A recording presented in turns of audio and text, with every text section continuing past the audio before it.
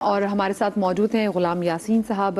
अब इनके साथ भी जो स्कैम हुआ, जो केस हुआ और जो कहते हैं कि रिश्ते की वजह से जो उन्होंने भी भुगता, वो हम इनसे ही जानेंगे। अस्सलाम वालेकुम जी यासीन भाई, आपके साथ क्या हुआ ये बताइए। मदिया जी, मैं ये आपको एक अपना शेयर करूँगा कि मेरे साथ जो हुआ था ना, रिश्ते में जो मैंने एक्सपीरियंस लिया है कि किसी भी रिश्ते में ना लड़की वालों को ना लड़के वालों को झूठ नहीं बोलना चाहिए।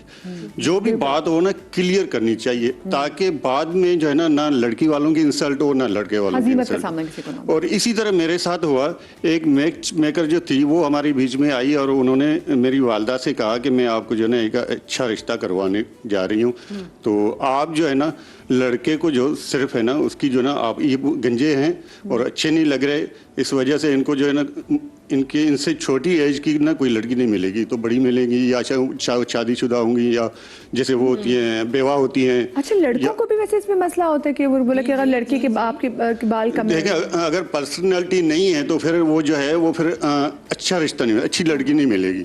मतलब कि शादीशुदा, एक बच्चे वाली, 2 बच्चे वाली, तो इस तरह की डिमांडें आ रही थी। तो वो उस मुझे मैच मेकर ने कहा कि आप आजकल जो है ना ये हेयर पीस लगते हैं, विग आती है, बहुत स्टाइल बन जाते हैं, आप वो लगा लें तो आप 10 साल जो है ना वो छोटे लगने लगेंगे और स्मार्ट लगेंगे। अभी ये मैंने जो है ना अभी ये विग लगाई हुई है। अच्छा, अगर ये मैं मतलब विग नहीं होती ना तो मैं अंकल लगता, मुझे सब जो है ना अंकल अंकल कहते, पहले भी अंकल ही कहते थे।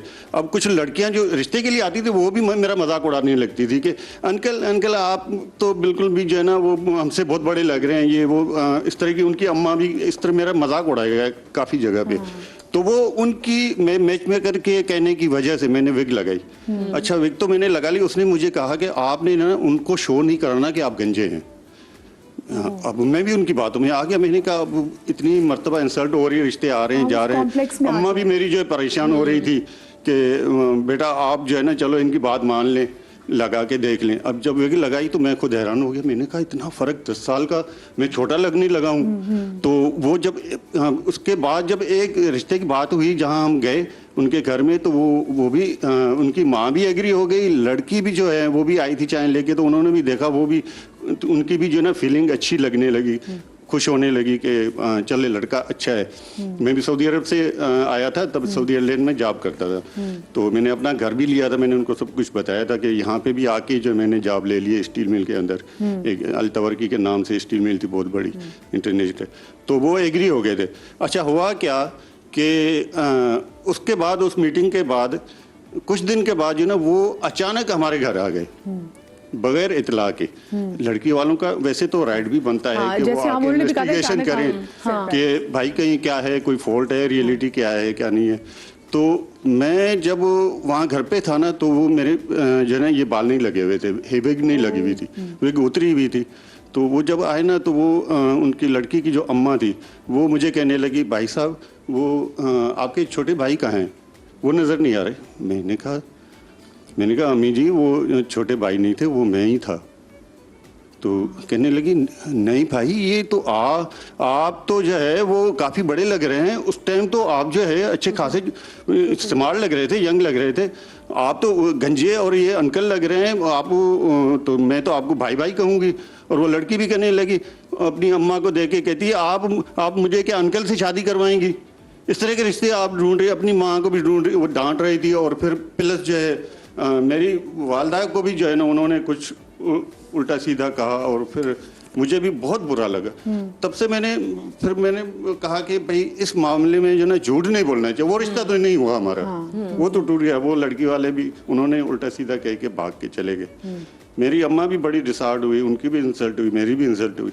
उसके बाद से फिर मैंने कहा कि भाई अब ये विग जो है ना अभी कहीं रिश्ता करना है, जो हकीकत है, रियलिटी है, वही करना है। तो वो विग बगैर विग के फिर मैं 1-2 रिश्ते की बात हुई तो वो शादी हो गई। उन्होंने भी कहा भाई जो है ठीक है। लेकिन ये बड़ी बात है कि एक तो यासीन भाई मतलब आप टेलीविजन पे बैठ के, नेशनल टेलीविजन पे बैठ के आप भी बता रहे हैं कि ठीक है कि आपने उसके कि आप पे ये प्रेशर था, फिर आपने विग लगाई और फिर उसके ये भी एक बहुत बड़ी बात है। और हम देखते हैं भाई मतलब आप हमारी पूरी इंडस्ट्री देख लें, इंडस्ट्री में से मतलब 75% बंदे जो उन्होंने तो हेयर यूनिट लगाए हुए हैं, तो मतलब लेकिन मुझे ये बताएं, क्या ये भी प्रेशर होता है अगर लड़के के बाल कम हो, या फिर बाकी मैच मेकर्स, अगर आप नहीं तो बाकी मैच मेकर्स की तरफ से ये प्रेशर होता है लड़के पे कि अगर बाल कम हो तो? मैंने बहुत शुरू में एक बात की थी खूबसूरती की, मर्द की, सारी चीज़ों की, लेकिन उनका सबसे अच्छा ऑल्टरनेट पैसा। अगर पैसे वाला मर्द है और वो जो है गंजा भी है और मोटा भी है चीज़ें, तो वो तो कहीं ना कहीं कंपनसेशन हो जाती है, हंसी खुशी।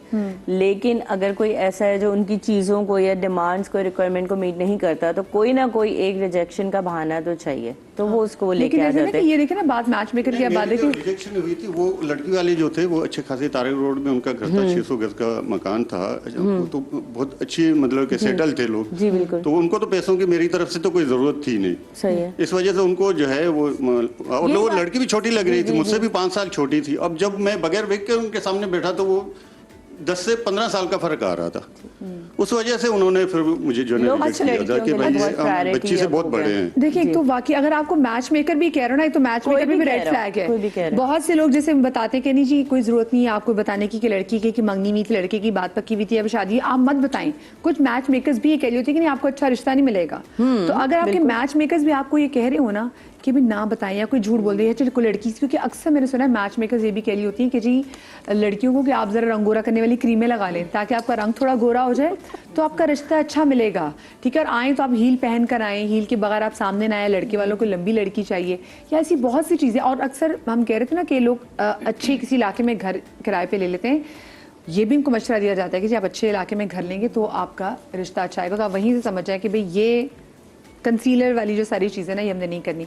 मुझे ज़रा ट्रॉमा पे, क्योंकि मैं बचालती बात करना, ये जो ट्रॉमा आपके साथ इस रिश्ते में कुछ हो जाए, एक तो देखिए कोई शादी या रिश्ता ख़त्म होना ये ही एक इंसान का बहुत बड़ा लॉस है, आपका हार्ट ब्रेक है। ये जो ट्रॉमा होता है, फिर इस ट्रॉमे से आप कैसे बाहर निकल सकते हैं? अच्छा, 3-4 स्टेप्स क्विक बताती हूँ। एक चीज़ सबसे पहले, जब ये जो पूरा स्कैम होता है, जब रिवील होता है तो उस टाइम पे ज़्यादा लोगों का रिस्पांस ये होता है, जैसे फॉर एग्जांपल लड़के ने कुछ किया जो उसकी फैमिली ने, कि सबसे पहले तो कहते हैं कि जी तो क्या हुआ, शादी की ना, कोई गलत काम थोड़ी किया, ये तो ज़रूरी था छुपाना। अच्छा, वो क्या कर रहे होते हैं, इसको डिसेप्शन तो समझ ही नहीं रहे होते, एक बिलीफ सिस्टम बना होता है कि ये तो ज़रूरी था छुपाना।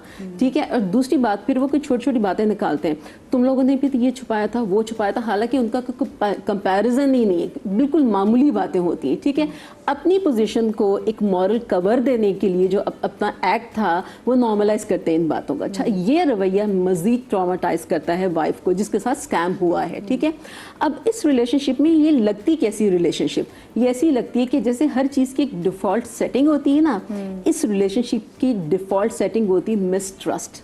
वो जो एक झूठ, एक स्कैम पास्ट में हुआ था ना, वो बार बार आता है आपके रिश्ते के बीच में। कोई प्रेजेंट टाइम आर्ग्यूमेंट हो रहा है, कोई डिस्कशन हो रहा है, लेकिन आप वहाँ पास्ट में जाते हैं। अब ट्रॉमा की बात, ट्रॉमा क्या है, जो होता है डायरेक्टली आपके साथ, वो इवेंट या वो एक्सीडेंट ट्रॉमा नहीं होता है, उसके बाद जो आप फेस करते हैं वो ट्रॉमा होता है। ट्रॉमा से बाहर निकलने के लिए आपको क्या करना है, अगर आप जेन्युइनली फील कर रहे हैं कि आपने कुछ गलत किया है, पहले तो आप जेन्युइनली फील करें। ऐसा नहीं कि आपने बाय द वे सॉरी कह दिया, अपॉलॉजी कर लिया, आप बैठकर बात करें, ओपन एंड ऑनेस्ट डिस्कशन कि हाँ मैंने गलत किया, क्लोजर चाहिए होता है, मैंने गलत किया है लेकिन मैं आइंदा ये नहीं करूंगा, उस टाइम मुझे लगा था ठीक है, लेकिन अब मेरे अंदर ये अवेयरनेस आ गई है। रिश्ते को मेंड करें, रिपेयर करें, लेकिन ऑनेस्टी के साथ। ट्रॉमा खत्म हो जाएगा, it will take some time, लेकिन खत्म हो जाएगा। क्योंकि इस शादी में एक ट्रॉमा कैसे खत्म होगा? सॉरी, धोखे के ट्रॉमा तो आपकी, तो फिर कैसे खत्म? यही अच्छा, यही समाज से तो कॉलर मौजूद है खुशाब से, अब्दुल सत्तार साहब। अस्सलाम वालेकुम जी। जी वालेकुम अस्सलाम। जी सत्तार साहब, क्या कहना चाहेंगे? मैं कर रहा था कि ये तो मैं प्रोग्राम देख रहा हूँ, ये बच्चियों के हक में तो बड़ा अच्छा है आपका प्रोग्राम। कभी मर्दों के मसाइल पे भी प्रोग्राम होगा कि नहीं? बिल्कुल खुशाल साहब, हम देखे ना यासीन भाई आपके सामने बैठे हुए ना, तो ये कौन है? तो हमारे साथ दूसरा केस ही यासीन भाई का है। उसमें ये है, ये तो कराची बैठे हुए ना, कराची के रहने वाले हैं। अच्छा। मैं तो खुशाब से कराची नहीं ना आ सकता। अच्छा चले, मुझे बताएं ना, अब सितार भाई बताएं, मैं अब आपसे बात कर लेते हैं, आपका मसला जान लेते हैं, बताइए। मसला ये है, हमारे साथ एक फैमिली ने हमारे बेटे के साथ शादी की। वो 2 साल बड़ी मुश्किल से नाको चने चबवा के गुजारा किया। 2 साल के बाद उन्होंने अपनी बेटी की कहीं हमसे तलाक लेके इज्जत गुजार के फिर नई जगह शादी कर दी। अब मालूम हुआ है कि तकरीबन तीसरे साल फिर उन्होंने किसी और उनसे भी डाइवोर्स ले लिए। मेरे बेटे, इसका भी कोई हल है? हाय, ये तो आपने ऐसी बात करी हम। हाय, आप बताएं शबनम जी। भाई इसका सिलसिला ये है कि ऐसा नहीं है कि मर्दों के लिए कवानीन नहीं है। ये जो डोमेस्टिक वायलेंस की मैं बात कर रही हूँ, ये बिल्कुल इक्वल है। अगर मर्द पे भी उसकी बीवी जुल्म कर रही है तो वो इसके लिए भी डोमेस्टिक वायलेंस के लिए ये पिटीशन फाइल लगा सकता है, ठीक है। अच्छा, रहा सवाल दूसरी शादी का, इन्होंने बड़ा अच्छा किया, 2 साल गुजारा करने की कोशिश की, नहीं बन सकी, उसने तलाक ले ली, अगली शादी कर ली। अब उसकी जिंदगी है, वो अपना काम है, ये उसका राइट है, वो आगे शादी करे, आप भी आगे बढ़ जाए। वो उस ट्रॉमा से नहीं निकले, यानी कि उनके साथ ऐसा हुआ कि वो उनको गुस्सा अभी भी है। हाँ, ऑब्वियसली गुस्सा होगा, लेकिन आप ऐसा नहीं कर सकते। हस्बैंड वाइफ का रिश्ता ऐसा है ना कि अगर हस्बैंड वाइफ आपस में झगड़ा करके कानून में भी जाते हैं, पुलिस स्टेशन भी जाते हैं, तो वो ऐसा झगड़ा होता है ना कि वो उसी वक्त रिजॉल्व करवाने की कोशिश करते हैं। एक दूसरे के खिलाफ FIR उस वक्त तक नहीं होगी जब तक कि एक्सट्रीम ना हो, ठीक है। यहाँ तक कि कानून में भी ये पहले उनको साथ बैठा के बातचीत की जा सकती है। मियाँ बीवी एक दूसरे पे डिफेमेशन का केस दाखिल नहीं कर सकते जब तक कि बहुत कोई एक्सट्रीम बात ना हो जाए, ठीक है। तो आगे 2 क्या 10 शादियां कर ले, उसकी अपनी ज़िंदगी है। कानून हर इंसान को अपनी ज़िंदगी अपने हिसाब से गुजारने की इजाज़त देता है। खुला भी इसीलिए कहा गया है कि आप आसानी से खुला ले सकते हैं। अगर एक आदमी बड़ा नेक है, बड़ा शरीफ है, नमाजी है, लड़की कह रही है मुझे नहीं रहना, कोर्ट कहती है दैट्स इट, खुला ग्रांट, आपको कोई मसला ही नहीं है। लेकिन एक चीज़, क्योंकि जैसे मैं ट्रॉमा की बात करती कि वो जो कोर्ट में जाने का ट्रॉमा होता है ना, जब आप कोर्ट में खवातीन वो, अच्छा बहुत सी औरतें तो इसलिए ये स्टेप की तरफ जाती नहीं है कि नहीं हमें कोर्ट जाना पड़ेगा। तो हमारे साथ जो हमारी एडवोकेट साहिबा बैठी है, बड़ी दलेर ख़वातीन, क्योंकि वहाँ पे काम करती हैं, लेकिन वहाँ पे इनकी, अब मैं दलेर को क्यों कह रही हूँ, क्योंकि इनकी तादाद कम है और बंदों की तादाद बहुत ज़्यादा है। तो जब कोई वहाँ पे कोई केस एंटर होता है ना, तो हर नज़र वहाँ पर होती है, लोगों को पता है कि इसका कोई ऐसा ही कोई केस होगा। तो वो बहुत सारी चीज़ें, लोगों के सवालात, कोर्ट में जाना, उन सवालात का जवाब देना, बार बार उनसे गुजरना और अब बताना कि जी मेरे साथ क्या जुल्म हुआ है। और एक तो धोखा भी, ऑफ कोर्स। सबसे पहले हम कैसे निकल सकते हैं और कैसे अपने आसपास की वो बहनें, हमारी दोस्त हैं या हमारे भाई जो इस ट्रॉमा से गुजरे हैं, हम उनको धोखे से कैसे निकाल सकते हैं इस ट्रॉमा से। साइकोलॉजी में एक चीज़ होती है जिसको हम प्रिवेंटिव कहते हैं, ठीक है। तो सबसे बड़ी चीज़ ही प्रिवेंटिव होती है, और या तो आप उसको प्रिवेंटिव लेवल पे ही रोक लें, और फिर अगर हो चुकी है तो कम से कम फिर जो है कि वो सही से बात करें ना।